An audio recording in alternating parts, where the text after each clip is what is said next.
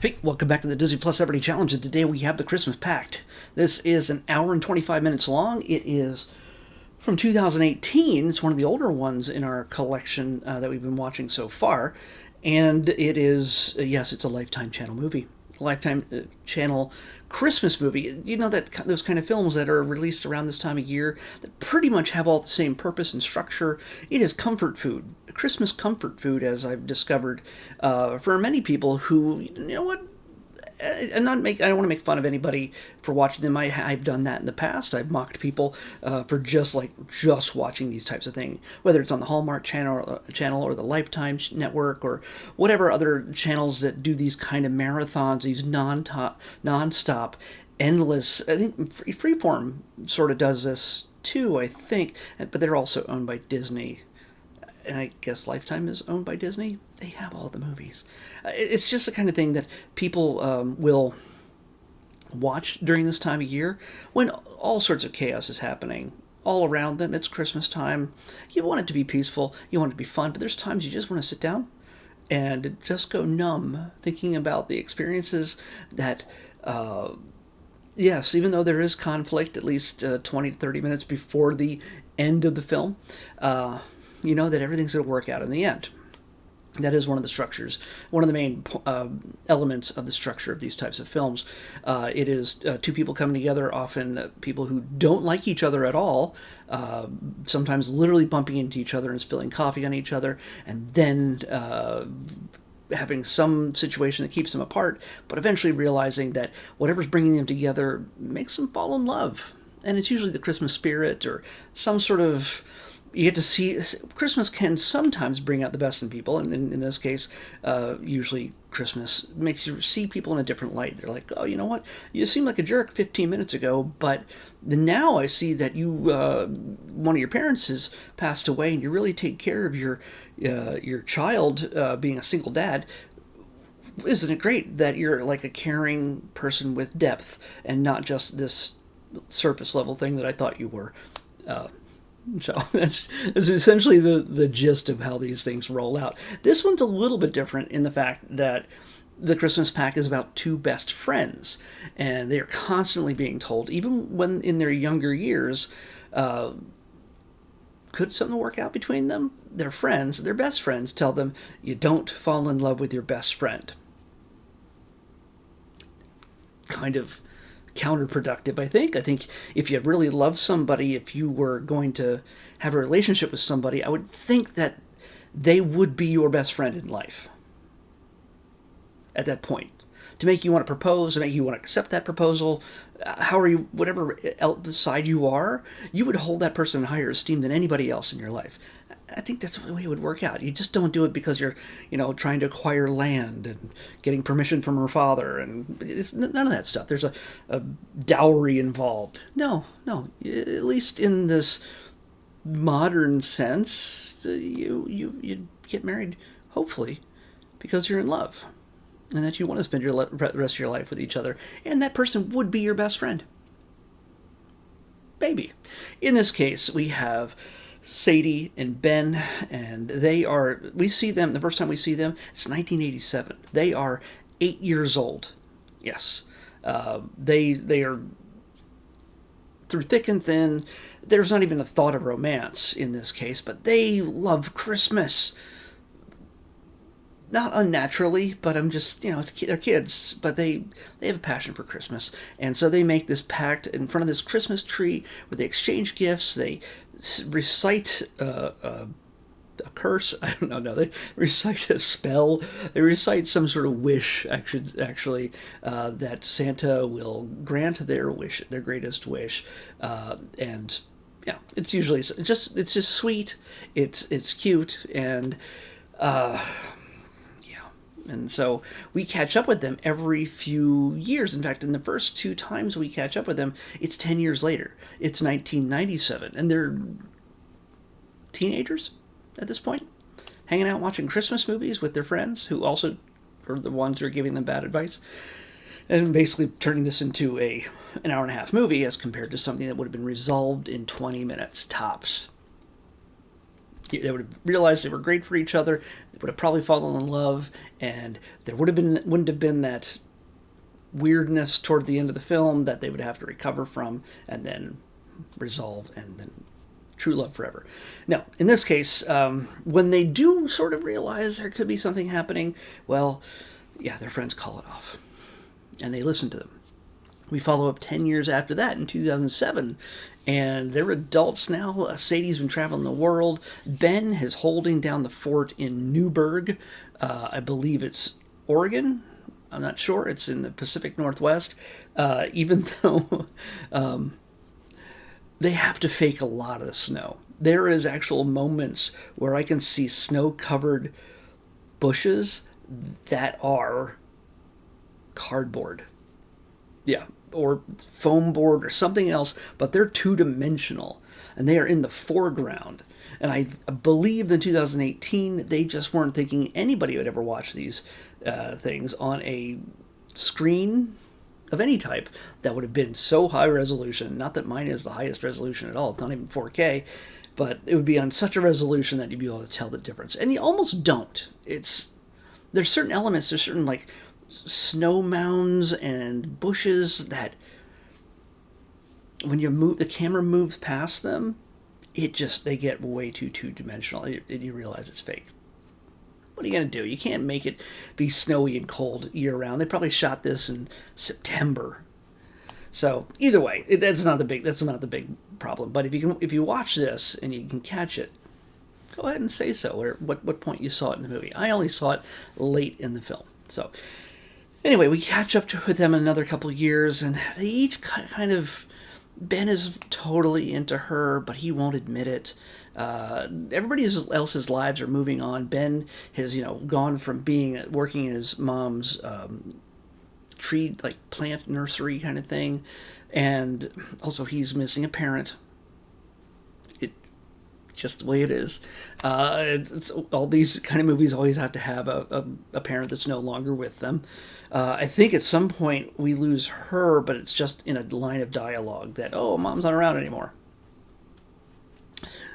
Meanwhile, Sadie's parents, her father's the pastor of the local church, and her mom is Jasmine Guy. Yeah, out of nowhere. Wasn't she was...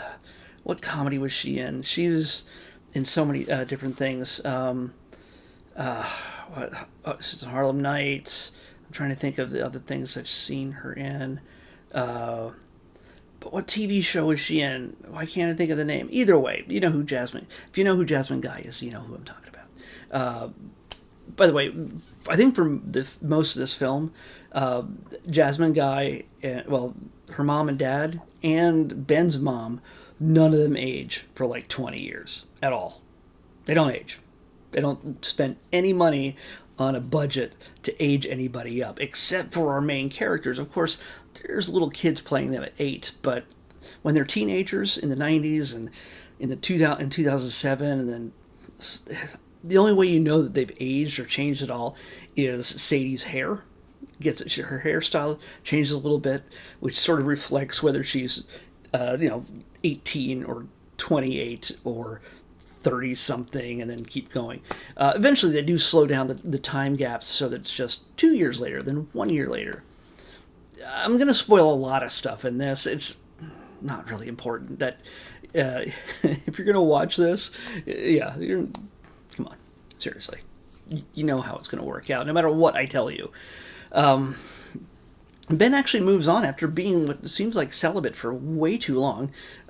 He finds a white devil. He finds a very pretty blonde woman who steps into his life, and immediately Sadie, who's like always been acting like she's not interested. Doesn't matter. Nope, doesn't matter.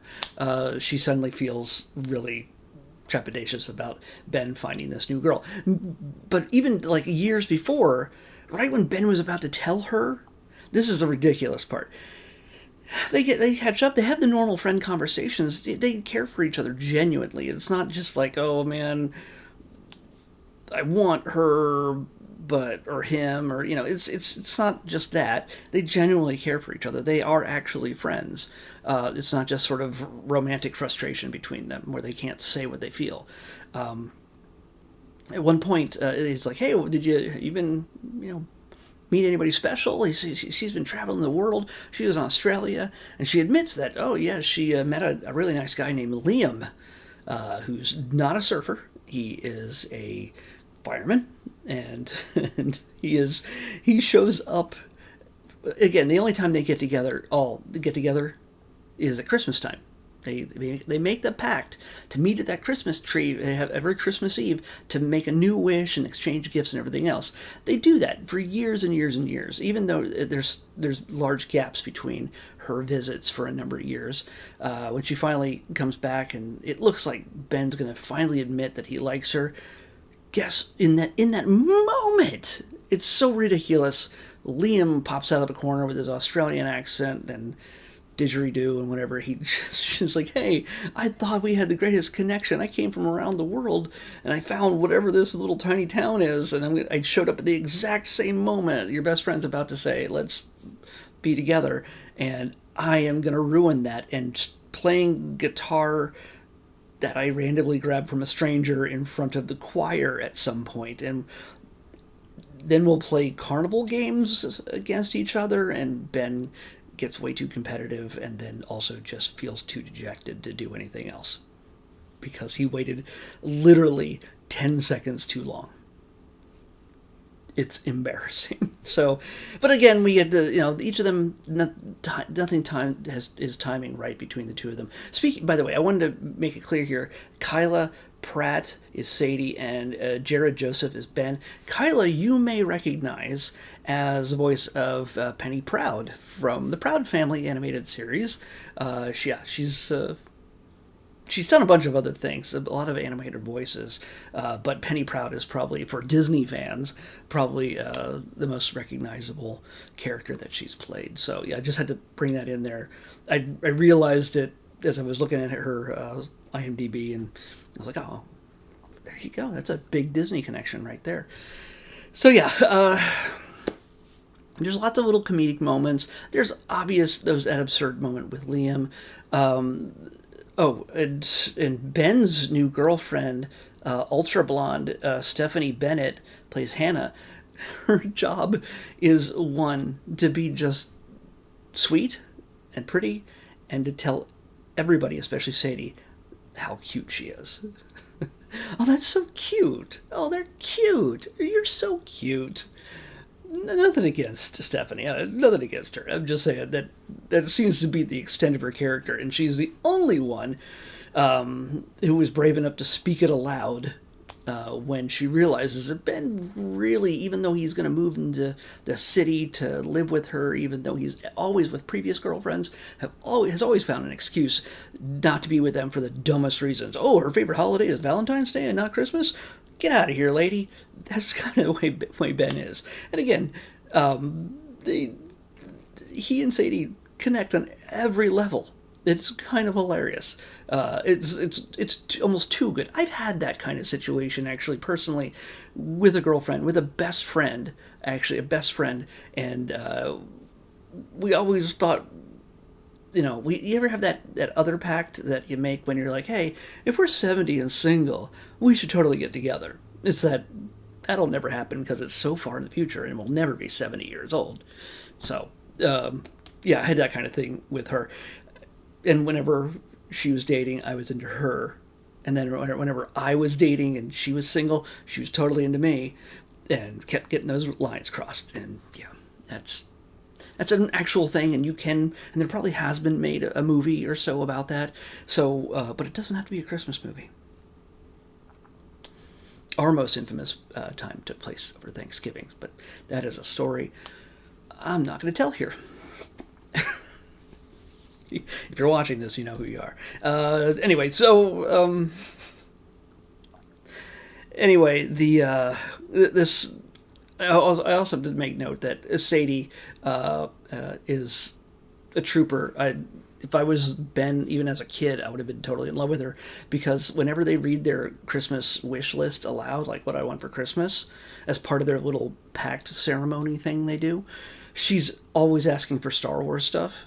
She's like, I want a Princess Leia and a Millennium Falcon, and then like 10 years later, she wants the DVD box set in '97, and like, and he keeps asking for like PlayStations and stuff like that, and or a Nintendo Wii, and each time, the people who wrote this did their research, because each of those years did line up with the release of a box set, or release of a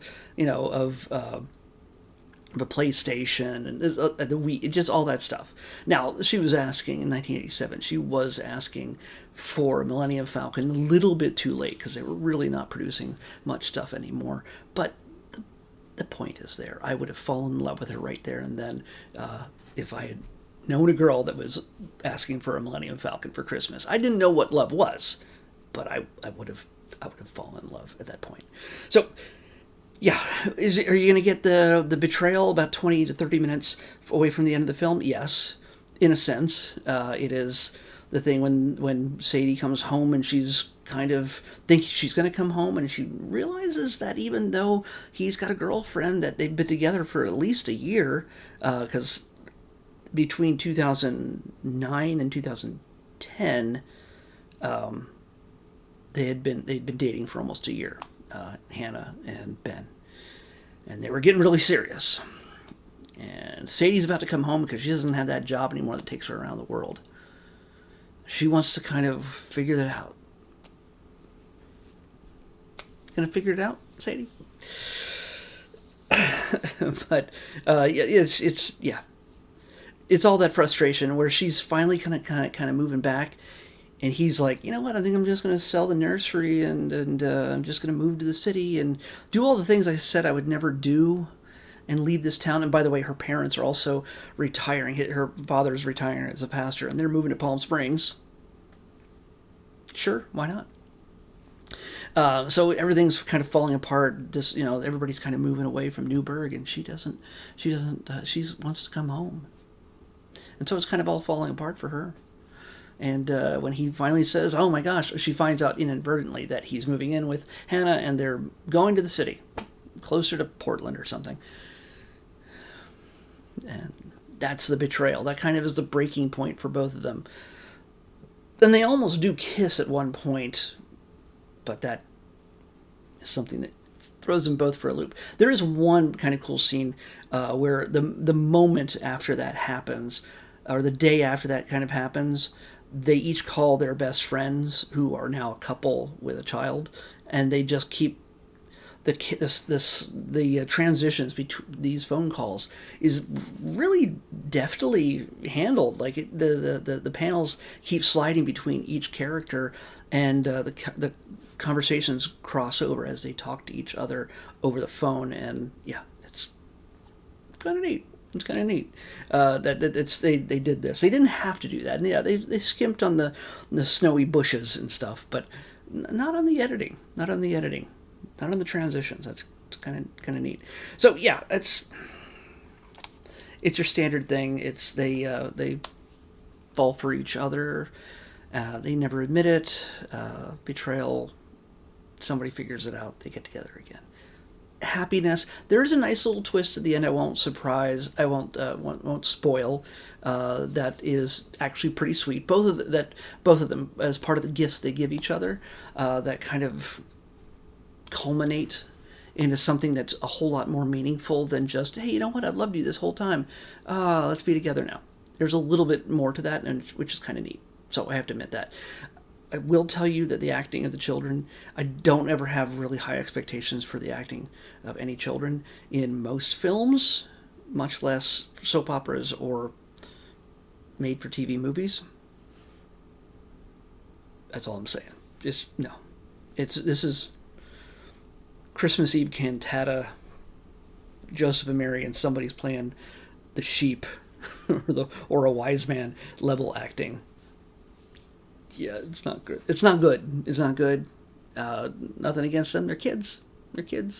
And they just need more lessons at that point. So, I'm just saying. Anyway, tomorrow's episode is not a Lifetime movie. We've made it through 3. We're going to take a break and watch something called Christmas Wars. There's a war at Christmas, and it's not the one you think. I think this has to do with decorations on houses, so look at the pretty lights. Then we're going to come back with 3 more in a row, Lifetime Channel movies. Yeah. And then, we have so many more left. Oh my god. Tomorrow, Christmas Wars is what we're watching on the next Disney Plus Everyday Challenge. I'll see you back here tomorrow with that.